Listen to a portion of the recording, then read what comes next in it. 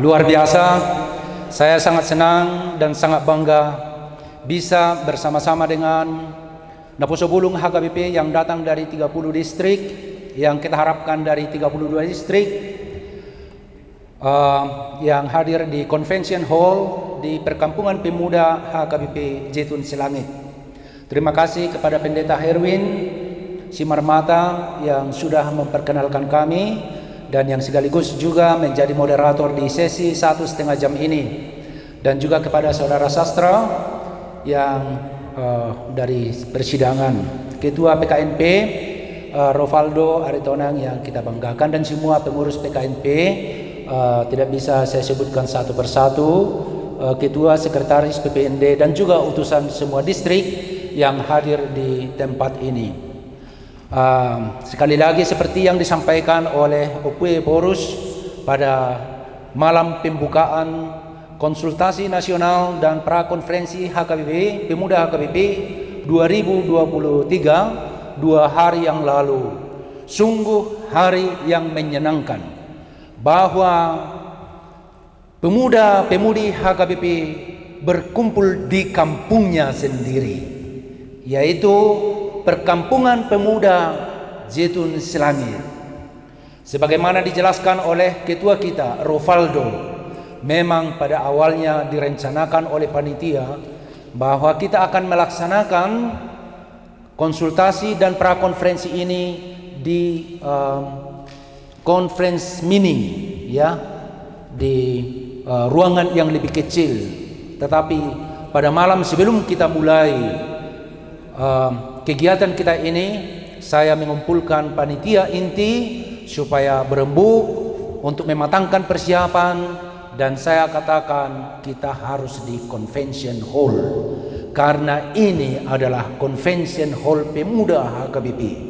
Opwe Porus sudah menyatakan semua ini dikerjakan oleh kepemimpinan, dipimpin Opwe Porus langsung dalam periode ini, menyelesaikan ini dan membenahi seluruh perkampungan pemuda ini supaya menjadikan tempat ini sebagai center of excellence, pusat untuk mencerdaskan pemuda-pemudi HKBP, remaja pemuda HKBP dari semua distrik, dari semua resort dan dari semua uriau. Karena itu berbahagialah, berbahagialah. Anak-anak kami, muda-mudi kami adalah termasuk yang pertama menggunakan ini. Yang pertama sekali setelah diresmikan adalah rapat pendeta HKBP minggu yang lalu, baru 1 minggu berlalu. Dan yang kedua adalah saudara-saudara perwakilan dari distrik-distrik HKBP.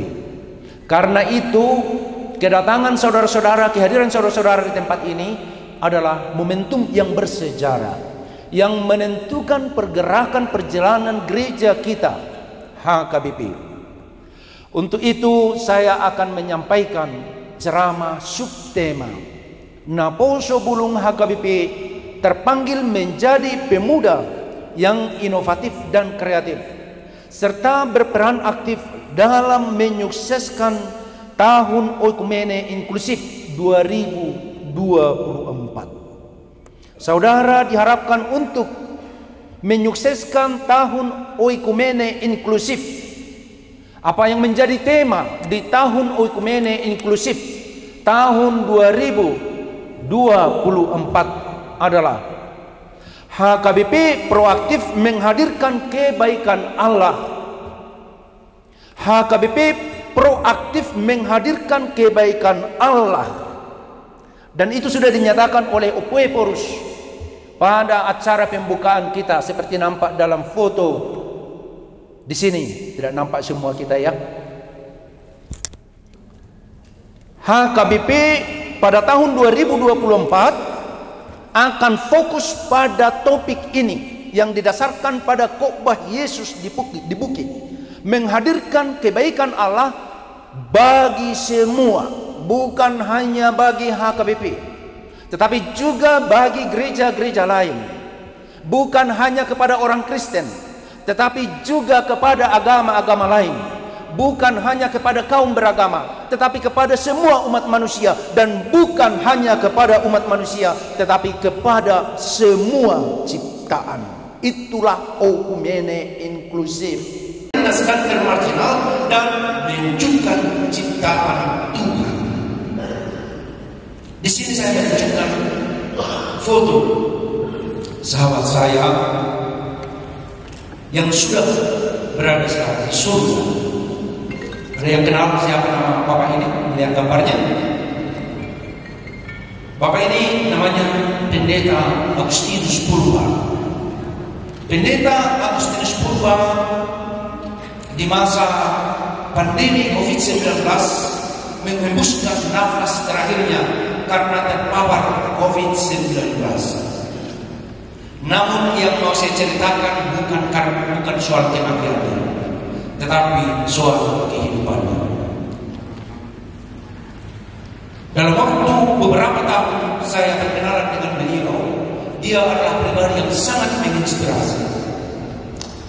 Dia adalah tokoh di balik penanggulangan dan pelayanan korban meletusnya Gunung Sinabung di Tanah Karo.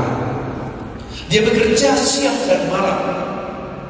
Dia bekerja untuk mengangkat para korban dari tempat-tempat paling berbahaya dan membawa mereka ke tempat-tempat yang aman, ke tenda-tenda di mana para pengungsi bisa tidur, bisa makan, bisa minum, bisa beribadah.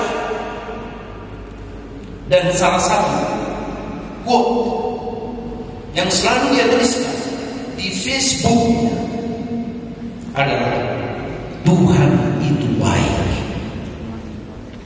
Tuhan itu baik. Saya tahu dia menghadapi banyak tantangan. Dia menghadapi banyak cercaan, bahkan fitnah, bahkan terkadang ancaman.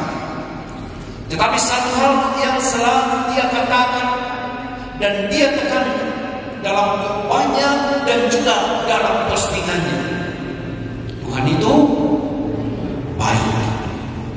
Apakah pemuda-pemudi HKBP berani mengatakan itu dari lubuk hati yang terdalam, mengatakan bahwa Tuhan itu baik? Bisakah kita ucapkan bersama-sama, Tuhan itu baik? Tuhan itu baik. Kalau kita biasakan mengatakan Tuhan itu baik, berarti kita bersyukur dengan kehidupan kita. Berarti kita berbahagia dengan diri kita sendiri.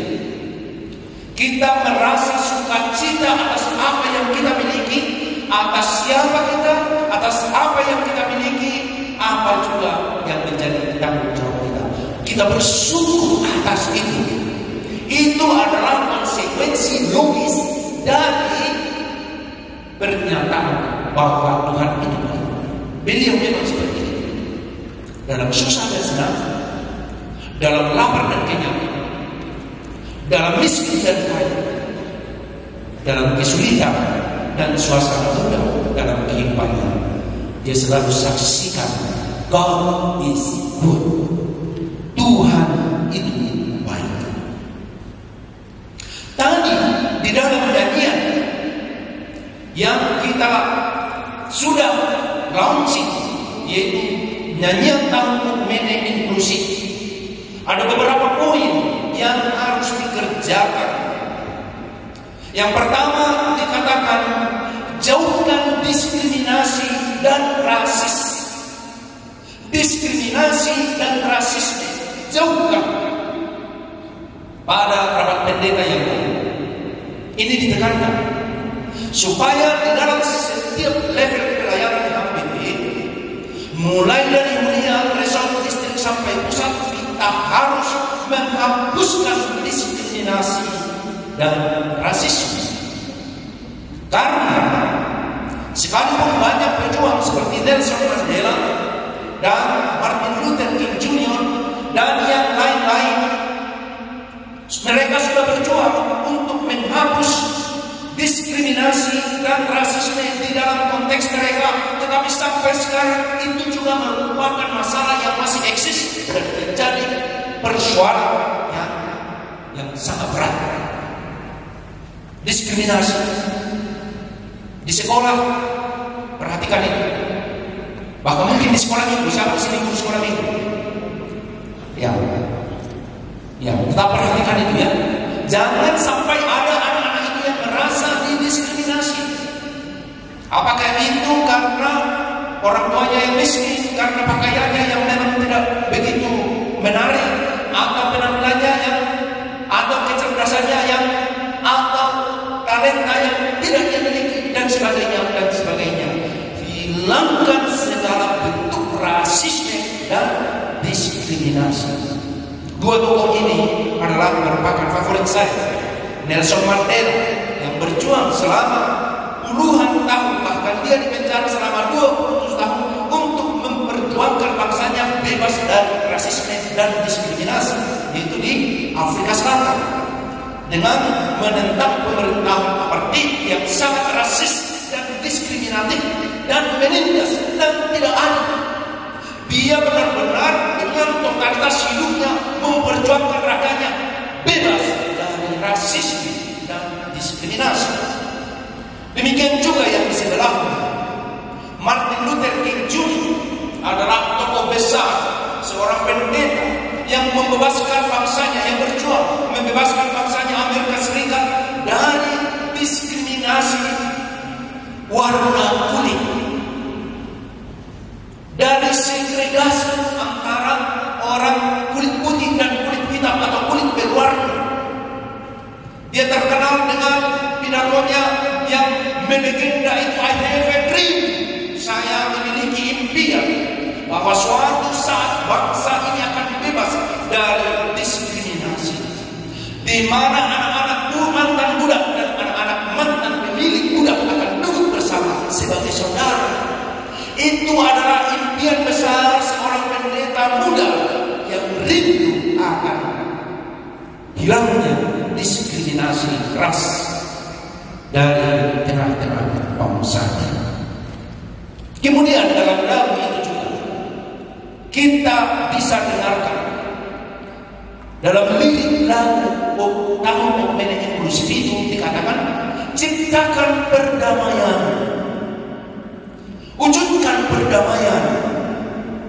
Sekarang kita sedang berhadapkan dengan ancaman-ancaman perang yang sangat nyata kita lihat sejak 1,5 tahun yang lalu, yaitu perang Rusia-Ukraina yang dimulai dengan serangan dari Rusia ke kota-kota di Ukraina. Sampai sekarang belum selesai, bahkan semakin parah. Bahkan ada ancaman perang nuklir. Orang sudah mulai mempertontonkan kemampuannya. Kami memiliki nuklir, kami memiliki ini, kami memiliki itu. Senjata-senjata yang paling canggih sudah dipergunakan. Dan baru minggu lalu dengan serangan Hamas ke Israel yang menewaskan ribuan orang dan dibalas oleh Israel yang menyerang Gaza, ya jalur Gaza, itu sudah menimbulkan krisis kemanusiaan. Sampai sekarang sudah lebih 5.000 orang yang meninggal akibat perang itu, puluhan ribu yang terluka-luka, dan rumah sakit dihancurkan, tidak ada yang cukup untuk mengobati mereka. Dan orang di Gaza, kita tahu bahwa Gaza itu adalah daerah yang sangat sempit, dihuni oleh jutaan orang Palestina. Krisis kemanusiaan, air ikan, listrik ikan, pasokan makanan ikan, apa yang terjadi? Haus, lapar, kekeringan. Sungguh benar-benar krisis kemanusiaan sekarang sedang terjadi di Palestina. Ciptakan perdamaian itu adalah merupakan cita-cita misi HKBP di tahun depan. Tapi jangan tunggu sampai tahun depan, mulai juga hari ini. Dan ancaman perang terjadi di mana-mana, di semua benua. Di Afrika itu negara Niger baru itu dicaplok oleh junta militer. Sekarang yang berkuasa di situ adalah militer. Jadi pemerintah yang dipilih secara demokratis sudah berakhir. Myanmar sudah beberapa dekade belum selesai. Sekarang juga masih dikuasai oleh junta militer, kekuasaan militer. banyak ancaman-ancaman terhadap perdamaian. Dan juga di dalam kita dengar, bebaskan orang tertindas dan termarginal. Jadi dalam lagu kita yang sudah dikumandangkan di rapat pendeta minggu yang lalu, kata-kata bahwa memang misi Allah membebaskan orang tertindas dan termarginal.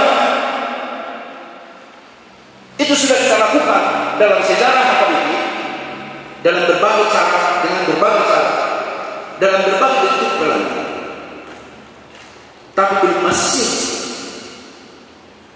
pengaruhnya belum begitu terasa. Sekarang kita ditantang supaya kita mau dan bertekad untuk membebaskan orang tertindas dan termarginal. Di sini saya menampilkan foto seorang wanita yang bernama Daya B. Seorang wanita tua dari India yang nama aslinya adalah Matthew Mercy. Dia sekarang sudah berusia 83 tahun. Tetapi apa yang dia lakukan, dia latar belakangnya dari keluarga kaya, dari keluarga berada. Tetapi dia tinggalkan itu dan memilih untuk hidup bersama-sama dengan orang-orang pedalaman di daerah Kerala, memberikan kepada mereka pendidikan, mengajar mereka menulis dan membaca, membuka klinik-klinik kesehatan kepada masyarakat, memperjuangkan hak-hak mereka. Jadi pada sidang raya CCA yang ke-15 1 bulan yang lalu dengan tema God renew us in your spirit, Tuhan baharuilah kami dalam roh-Mu, yang kami ikuti bersama. Junita, silakan berdiri. Junita, ini Junita merupakan perwakilan kalian ya. Kemudian tepuk tangan untuk Junita. Ya, di sidang raya ke-15 itu adalah waktu yang sangat bersejarah dan kita cukup bangga bahwa di tengah acara itu, khususnya di Ecumenical Festival, Junita bersama dengan seorang temannya pemuda dari mana itu Junita? Dari Toraja. Mereka dipercaya oleh pemimpin-pemimpin gereja untuk mempersiapkan penampilan dari Indonesia, dari seluruh Indonesia. Luar biasa waktu itu kami tampil di panggung sebesar ini, dipimpin oleh Junita dan seorang pemuda dari Toraja, dan semua yang ada di convention hall itu bangkit berdiri, ikut menari, menotor bakat, menotor maumere, dan mereka katakan yang paling hebat dan paling heboh adalah dari Indonesia. Ya, luar biasa. Kita sangat bangga, ya, sangat bangga. Tapi yang mau saya sampaikan bahwa memang satu presenter yang paling mendapat perhatian dan saya pikir yang paling ditakuti waktu itu adalah Daya B.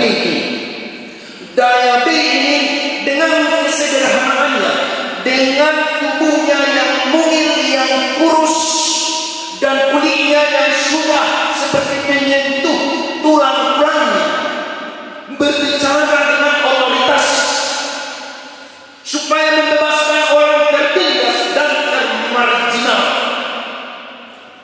Dan beliau ini bekerja sudah puluhan tahun, bukan karena diperintah, bukan karena organisasi, bukan karena aturan-aturan, bukan karena apa-apa, tapi dia menerobos setiap penghalang untuk memperjuangkan orang-orang miskin, orang-orang termarginal, orang-orang tertindas. Karena itu para archbishop pun takut sewaktu dia bicara. Semua dia. Demikian Semua ingin berfoto dengan dia. Semua ingin mendengarkan dia. Karena apa yang dilakukannya itu benar-benar original, benar-benar asli, bukan dibuat-buat untuk memperjuangkan orang tertindas dan termarginal. Itu adalah hidup. Itu adalah hidup. Jadi kita HKBP mau menunggu apa yang dilakukan oleh Daya B. Dia adalah seperti Mother Teresa masa kini. Bayangkan sudah berumur 83 tahun, tetapi dia masih energik. Saya tidak tahu berapa kilo dia, mungkin tidak tahu tak sampai 50 kilo dia. Tetapi dia mengemban tugas yang sangat berat, dan dia menantang gereja-gereja di Asia bertindak, berbuat. Dia katakan, saya sekarang memiliki 10.000 orang miskin, orang sakit, orang termarginal, orang tertindas, orang yang membutuhkan. Dan dia dengan percaya diri mengatakan, dan itu juga merupakan tantangan bagi kita, bagi pemuda. Don't wait until tomorrow. Don't wait until everything is fine. Don't wait until you are perfect, because you will never be perfect. Jadi untuk berjuang demi keadilan, memperjuangkan orang-orang tertindas, memperjuangkan orang-orang termarginal, jangan tunggu sampai semuanya baik. Jangan tunggu sampai aturannya sempurna. Jangan tunggu sampai hidupmu sempurna dan kepintaranmu sudah cukup. Jangan tunggu, karena itu tidak akan pernah terjadi. Tapi mulai sekarang. Tadi khotbah yang disampaikan oleh pendeta Teti itu sangat inspiratif, dan saudara semua ditantang. Mulailah sekarang. Pengkhotbah tadi menanya, dari distrik mana? Udah kenal yang di dekatnya? Dari distrik mana yang di dekatnya? Oh, ini tantangan bagi pemuda-pemudi HKBP. Seharusnya dalam kita hari ini paling sedikit 50% sudah harus mengetahui nama teman-teman ini. Siapa nama? Setia Luhoro, Marco Hoda Luho, Markado, Mariko Luman Paliban, Marang Puru, Marang Merlai. Pergunakan waktu itu, tidak waktunya lagi untuk malu-malu, untuk gengsi-gengsi, tidak waktunya lagi itu. This time is too precious. Kamu datang dari berbagai distrik, tidak dipergunakan untuk ngobrol, berbagi, mengetahui situasi kondisi di distrik masing-masing. Mulai sekarang ya. Karena untuk menjangkau yang lain itu butuh kerendahan hati, butuh kemauan untuk lebih dulu menyapa, butuh keberanian untuk lebih dulu menyalam. Jangan tunggu orang lain lebih dulu menyalam, menanya, ya, supaya kesempatan dalam konferensi dan konsultasi nasional ini benar-benar optimal, karena ini akan menjadi bagian dari sejarah.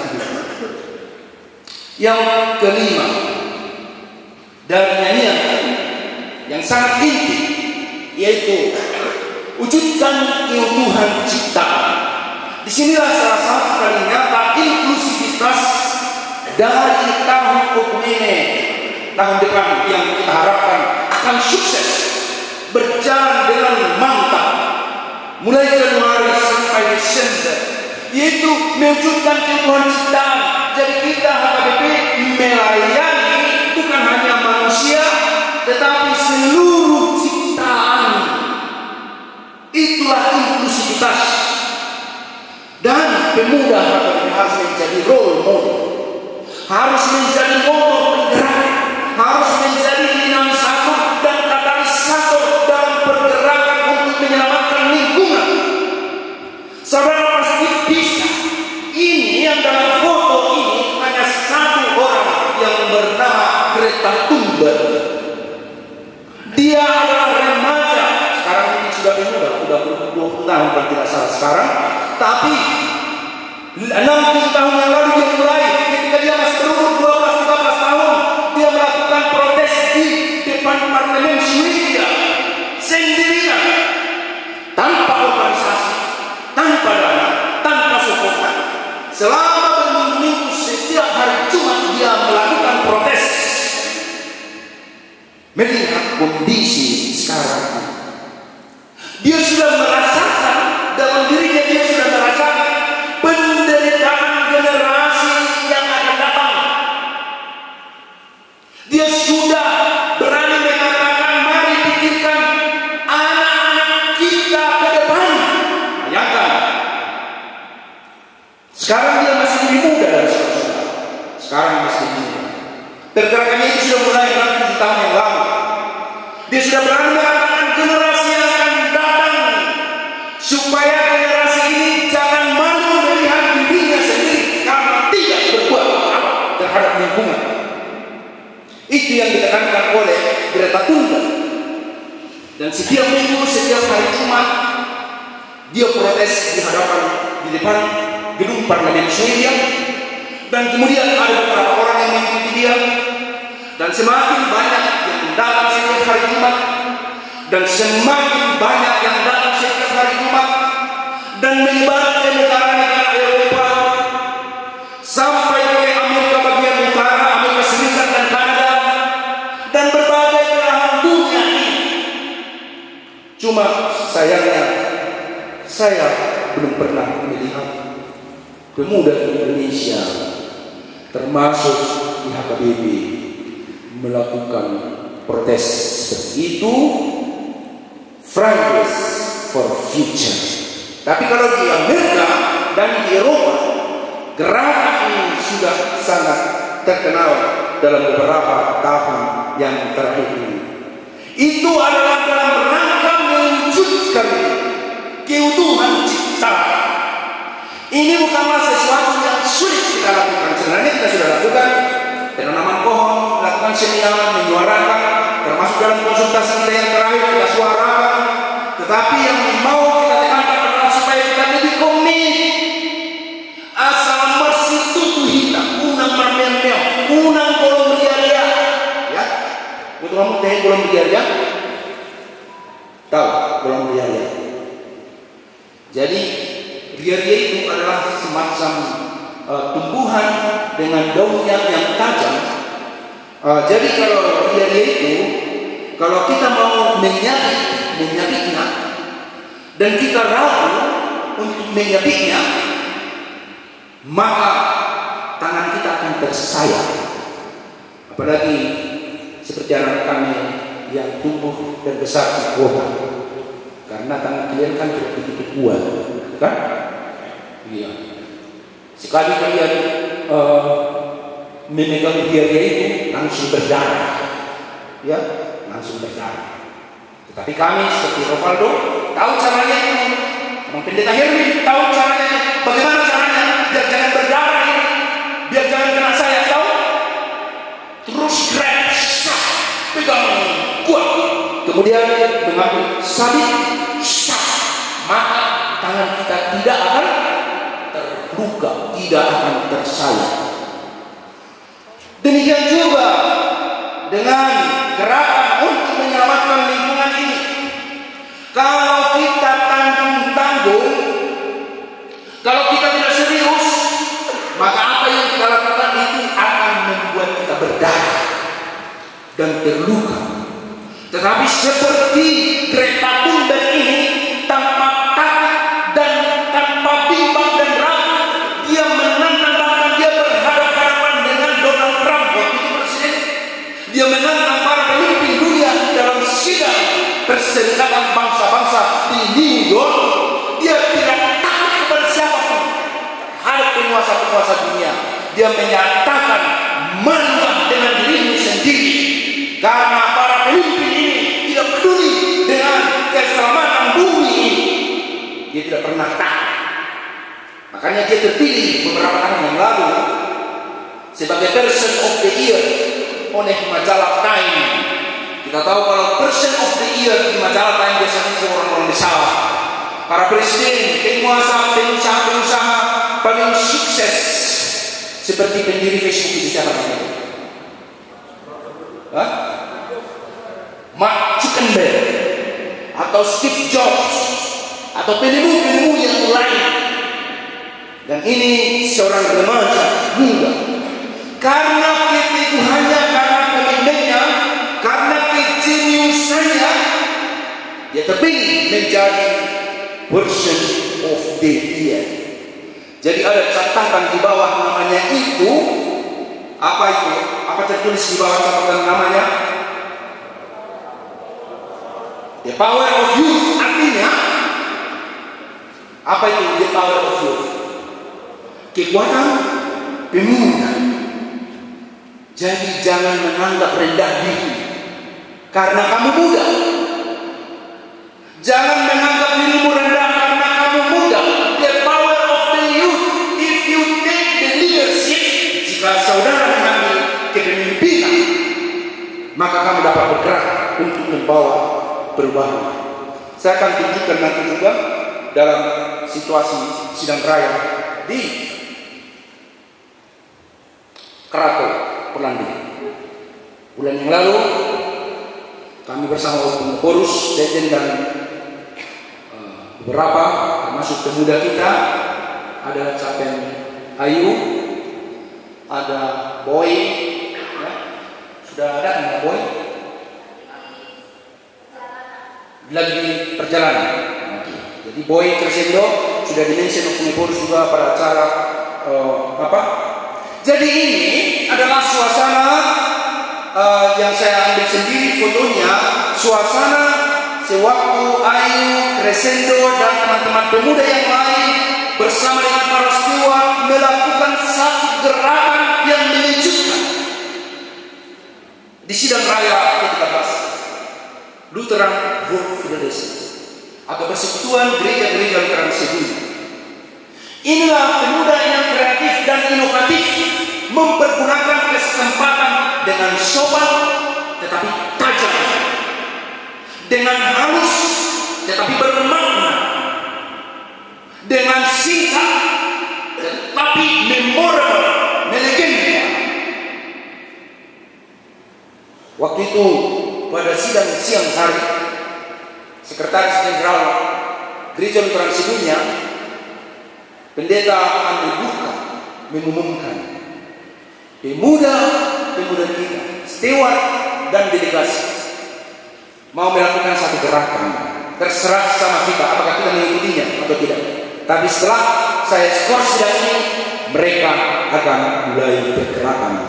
Jadi mulai dari lantai atas sudah terdengar suara nyanyian para pemuda yang menyerukan bahwa kita mampu melakukan perubahan. Suara mereka semakin kuat dan semakin menggelegar menuntut perubahan, dan akhirnya semua peserta sidang raya mengikuti para pemuda itu sampai ke lantai paling bawah.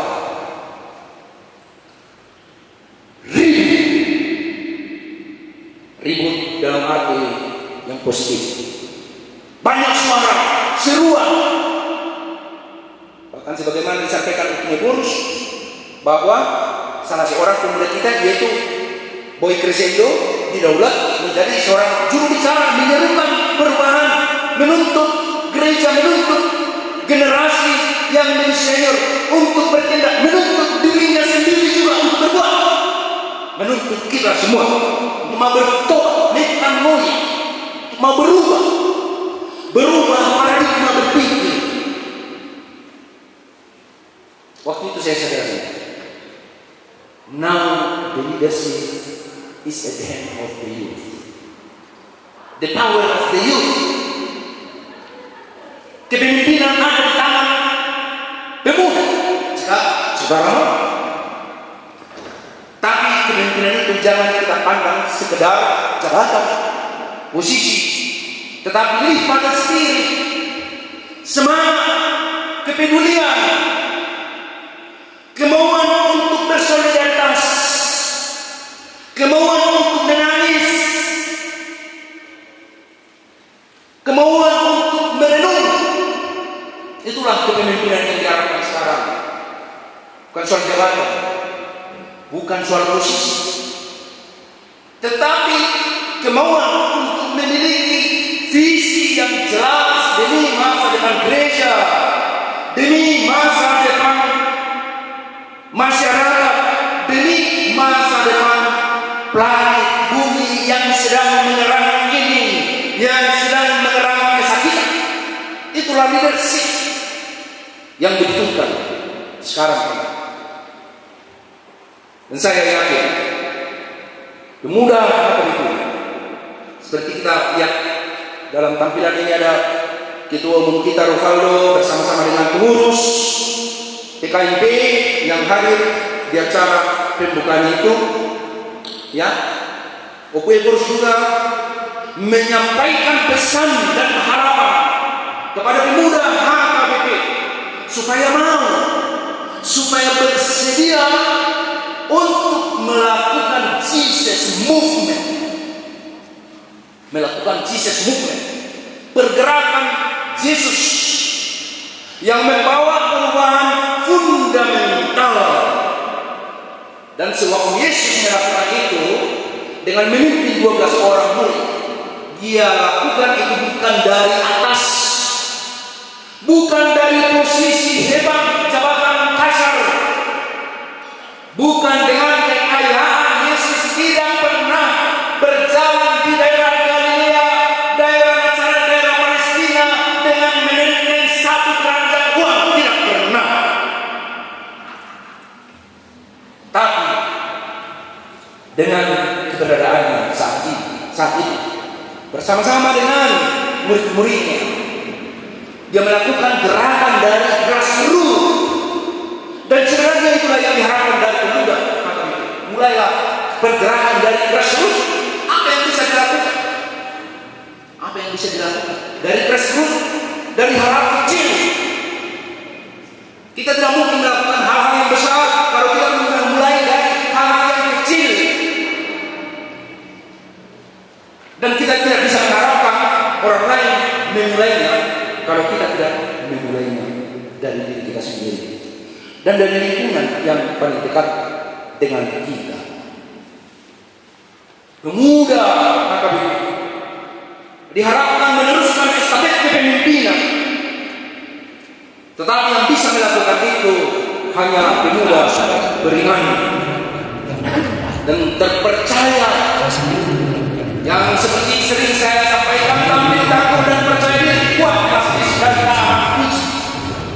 Bukan pemuda yang tanggung, yang suara sendiri dan sikap beriman membuat standar yang lebih tinggi dan sewaktu diri sendiri dengan seorang sangat terkenal aktor besok yang sudah mengenalkan Grammy Awards dan banyak penghargaan. Ternyata dia berangkat dengan iman, perubahan ke arah yang put God first in everything you do.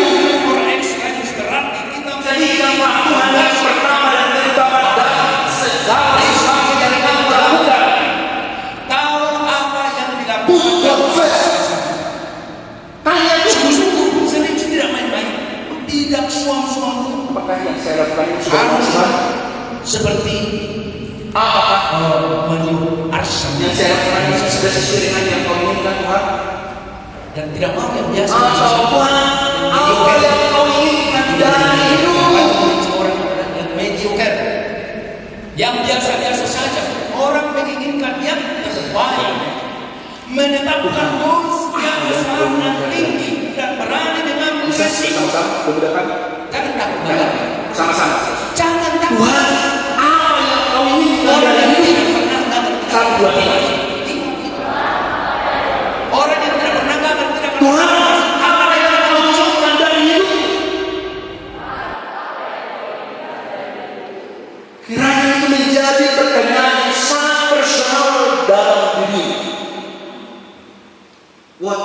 wants from you.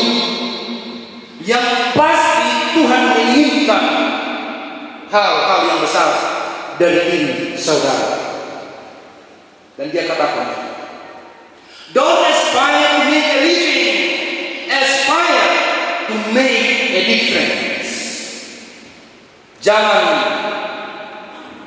berpikir atau berangan-angan, bagaimana saya bisa hidup, bagaimana saya bisa mengumpulkan harta, bagaimana saya bisa mengumpulkan kekuasaan. Itu sudah outdated, sudah ketinggalan zaman, cita-cita seperti itu. Tetapi dia katakan, aspire to make a difference.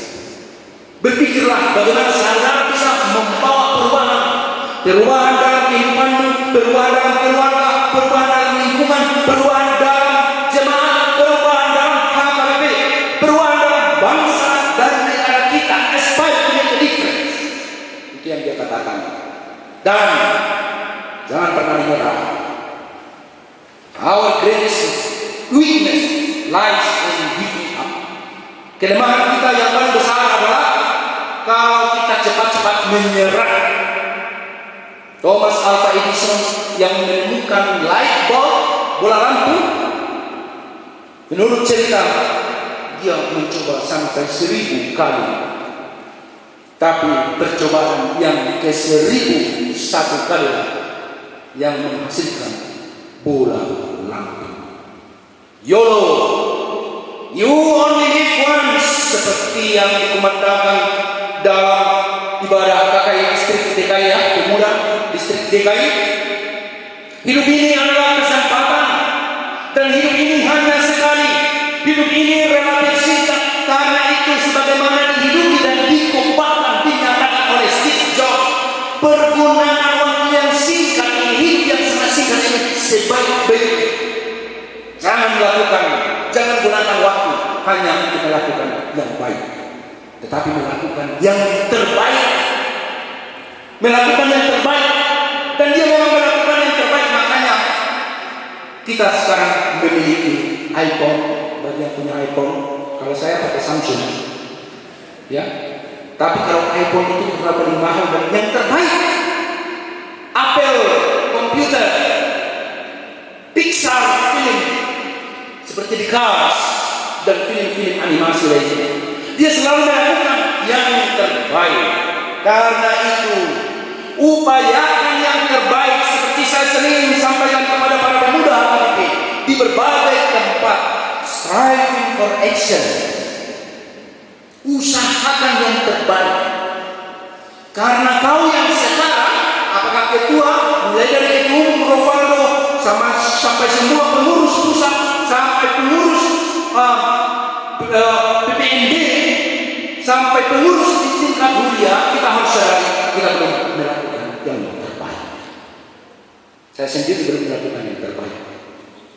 Karena itu harapkan yang lebih baik dari pendeta Dewan Sinaga ke depan. Harapkan yang lebih baik lagi dari Rovaldo, dari teman-teman yang lain, dari dirimu sendiri. Dan jika kamu membuat standar yang lebih tinggi terhadap diri sendiri dengan motto striving for excellence, yakinlah besok hidupmu akan berubah. Minggu depan hidupmu akan berubah. Tahun depan akan berubah, dan tentunya perubahan ke arah yang lebih baik. Karena itu harus berani mengambil risiko dan memiliki kekuatan, keinginan dan keyakinan yang kuat, passionate, melakukannya dengan sepenuh hati, wholehearted. Kalau dalam bahasa Batak saya katakan, saya tuliskan dalam buku Merubah Sejarah Luka. Jangan tanggung-tanggung. Tampil tangguh dan percaya diri, kuat, elastis dan tahan uji. Tanamkan itu di benakmu, tanamkan itu di hatimu, di jiwamu. Maka pemuda HKBP tidak akan menjadi pemuda yang cengeng, yang suka bersungut-sungut, yang taunya hanya mengkritik. Bukan, saudara-saudara bukan seperti itu. Saudara adalah pribadi-pribadi yang mau tampil tangguh dan percaya diri, kuat, elastis dan tahan uji. Pemuda seperti inilah yang dikatakan oleh Insinyur Soekarno, pendiri bangsa ini, beri aku 1000 orang tua, niscaya akan mencabut semeru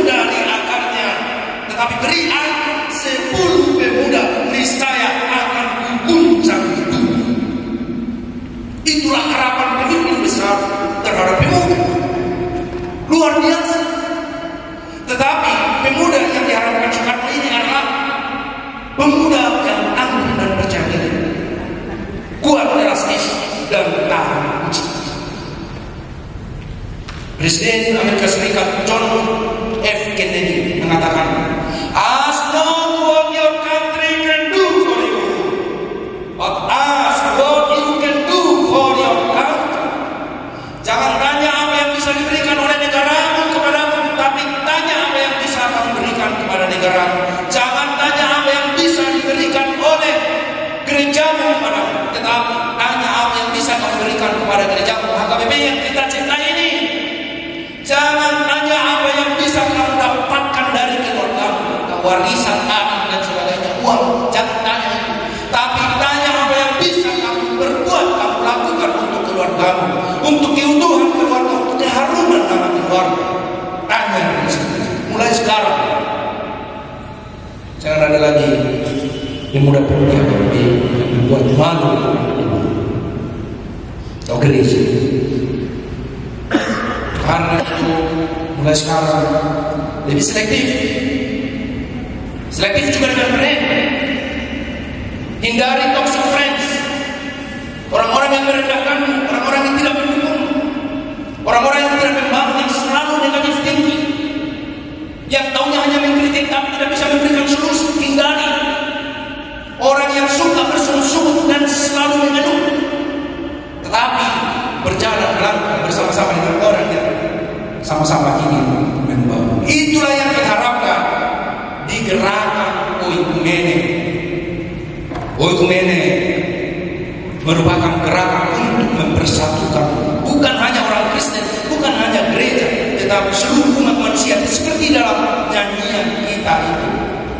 Karena itu kita mengharapkan lebih banyak bagi pemuda-pemudi HKBP yang menjadi pemimpin buruh ini.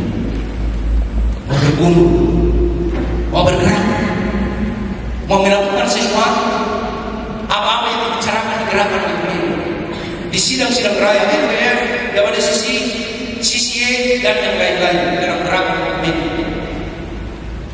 dan mengaplikasikannya di tingkat lokal, dalam gerakan yang nyata di grassroots, seperti perjuangan untuk membebaskan orang miskin, tertindas dan termarginal. Jadi kita juga di bawah Departemen Koinonia Biro Oikumene sudah melakukan kaderisasi pemimpin Oikumene, dan sebagian dari mereka ini ada banyak wajah-wajah yang sangat tersenyum sudah mewakili HKBP di berbagai forum, seminar atau kegiatan-kegiatan lain. Dan kita masih mengharapkan lebih. Mendaftarlah pemuda-pemudi HKBP. Maulah belajar bahasa Inggris, belajar tentang agama-agama lain, belajar tentang sosiologi dan semua perangkat-perangkat yang dibutuhkan supaya kita itu supel dalam bergaul dengan orang dan lintas gereja, lintas agama, lintas negara. Ini adalah kegiatan UM di Kolombo, Christian Conference of Asia. Situ ada Junita dan teman-teman yang lain. Ya. Demikian juga di sidang raya Dewan Gereja Simpunya ada juga utusan pemuda, dan memang kita lakukan itu secara seleksi terbuka. Kita buat Anissa Purwakayaan, Anissa Purwakayaan terpilih. Ya, kita buat seleksi terbuka, dan dari antara yang mendaftar kita pilih yang terbaik dalam kemampuan berkomunikasi dan pengenalan akan gerakan Oikumene. Karena itu pemuda-pemudi HKBP dituntut untuk terus belajar. Kita juga sudah utus beberapa orang menjadi volunteer di Jerman, di Afrika, dan di berbagai negara melalui United Evangelical Mission. Jadi banyak yang kita harapkan dari para pemuda-pemudi HKBP. Pada sidang raya yang ke-13 Lutheran Movement Recent di Kerawang bulan tanggal 19 September 2023. Ya, seperti saya sampaikan tadi, Ayu juga berbicara di pleno. Sidang pleno 2 kali dia berbicara untuk menyampaikan pikiran dan concern dari Asia Dan seperti saya sampaikan juga tadi dan disampaikan oleh pengurus Boy Crescendo juga bersuara di sana. Dan sebagaimana disampaikan oleh pengurus, ya kami sendiri juga dipilih menjadi council Lutheran World Federation, dan di council dari antara council juga dipilih menjadi executive committee atau pimpinan gereja Lutheran sedunia. Ada 17 orang kami dari seluruh dunia yang masuk ke executive committee. Dan bulan depan, bulan November, kami akan mengadakan rapat yang pertama di Geneva, Switzerland. Nah, inilah yang masuk ke Executive Committee bersama dengan Sekretaris Jenderal Gereja Lutheran sedunia. Semua pemuda, ini adalah foto kita bersama dan 2 tahun yang lalu. Saya katakan kita bersama berarti distrik-distrik kita.